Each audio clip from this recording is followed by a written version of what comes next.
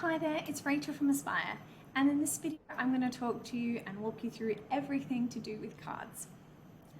At Aspire we have a couple of different cards available to our customers. We have debit cards, advance cards, and physical cards that could relate to those debit and advance cards. So debit cards meaning you're funding those cards from your SGD, USD or IDR accounts, and advance cards means that you're funding that card from your advanced limit.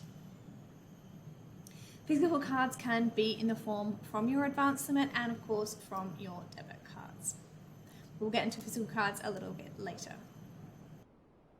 There are two places that you can create a card from and see the information about your cards. So come over here to spend and click on cards. This is your cards dashboard. Here as an admin, you can see all of the cards that pertain to your business. Do note that when creating cards, they are only to be done by an admin or a budget owner, which I'll walk you through just after. So an admin would have full view of all of the cards here that pertain to the account. Along here, you have lots of different ways that you can filter to see all of the different cards. You can filter it by card status, by card limit, by source of funds. So source of funds meaning can be your SGD, USD, advance limit, or if you're one of our customers that have an Indonesian account, it could be your IDR account. You can also sort it by budget, by your own cards. So many different filters here that you can play with. But at a glance, you can see absolutely everything. And then of course you can just filter it down. To create a card, it's incredibly simple. One of the most common ways is just to come into cards here and click on add new card. Then you will select the user. So it can be any of the users you already have. If someone on here if you need to create a card for someone who's not on here, you'll need to go and add them as a user first. So let's click here.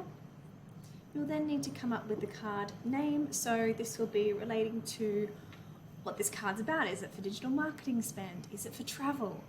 Completely up to you. So I am going to do digital marketing. Actually, I might put that as my card purpose. That makes more sense. So I might just use this as my Facebook, Instagram card. Everything here is customizable. You can call it the staff members' names card. You can call it, you can be specific as you like. It's completely customizable to you. So we've got a card name, we've got a card purpose.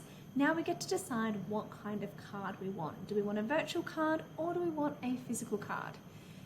Getting onto physical cards are, although it says better at the moment, but everyone can have a physical card. But at the moment it is just held to within Singapore, so if you are within Singapore, you can grab yourself a physical card. Every physical card first physical card for every user is free, and every card after that is going to be a subsequent $15 charge. But to request a physical card, you can just do it this way here. So you're picking virtual or you're picking physical. Here it's telling you, hey, this one's free because you've never had one before. But of course, if this is not your first card, it's going to show you it's going to be $15. But for all intensive purposes today, we are going to create a virtual card. Do know with virtual cards, you can create up to 100 per user. If you need more, which is totally allowed, you can just let us know and we'll increase that limit for you. Next, you'll come down to the spend control. So here you're going to select your source of funds. Is it going to be from your Singapore USD IDR account or is it going to be from your advanced limit? Make the choice. Now you can set the spend limit. So we're going to set the spend limit. Here you can set the frequency, daily, weekly, monthly, quarterly, yearly, or one time. Why do we have one time? Well, a really good option is sometimes you just need a one-off spend, right? So you just might want to create a card for someone to have a one-off spend for an event or to buy something specific, or perhaps they're going to a conference one day and you want to load a card for them to use at that conference that one day and then the card is gone. So one time is something that is used, but predominantly people pick monthly. Down here you can go freeze automatically. So this is just if you want this card to be frozen by a certain time. You don't have to use this, it is definitely a choice for you, but we have the option where you can just freeze it after a certain date. So you only want this card to be used for the next 2 months and then it's frozen. or after a certain number of transactions. So maybe you only want them to do 10 transactions and it's going to freeze automatically after that. Again, fully customizable to you. If you want this card to just keep on going, then you don't have to touch this one at all. Next, you're going to add it to a budget. So if you've already set up budgets, you will be able to select the budget you already have within your account. So you'll pick the budget that it suits and click on confirm. Don't need it on a budget? No problems, just leave it blank, no budget. Totally fine. Another great functionality here is you can allow specific merchants. So remember, I labeled this card Google and, not Google, I labeled this card to be for digital marketing purposes and I called it my Facebook Instagram card. So I'll just click on Facebook so that I now know that no other spend can happen on this card.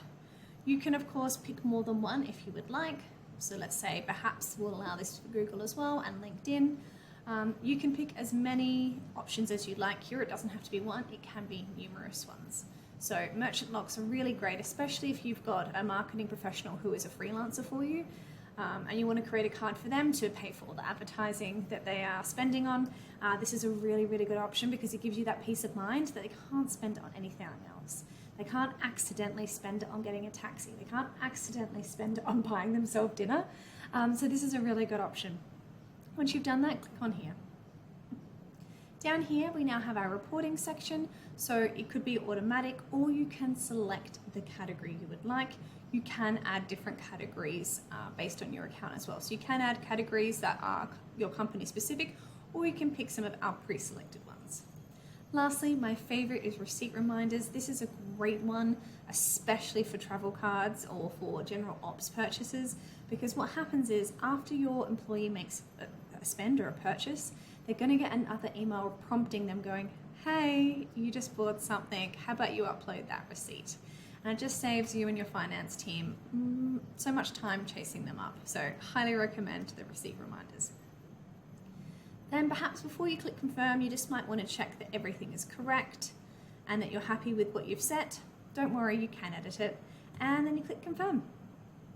Because I set this card as myself, I can pick the color, which is great, but otherwise selecting a color will be on the employee. So a bit of fun for them. I like this beautiful blue, so I am now going to issue the card just here. Fantastic. So now you can see that card has appeared just here. We can now, I'll close out of this. It's showing me all my information about the card, but we'll just close out of this so we can see. First thing I want to know is probably like what I can now do with this card. So if I ever need to edit this card, I can just edit up here to make any changes. But I probably want to know what the card numbers are, right? So I'm going to come down here. And I'm going to go down. Great, so here you click to see card numbers, show card numbers. So I click on here.